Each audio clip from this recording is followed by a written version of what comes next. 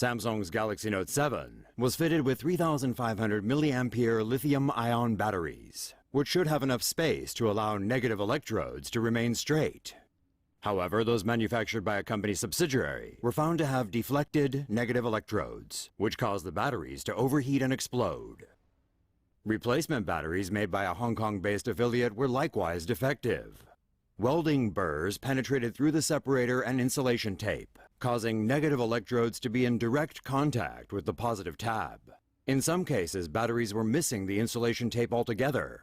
Both factors were linked to the phone overheating and potentially catching fire.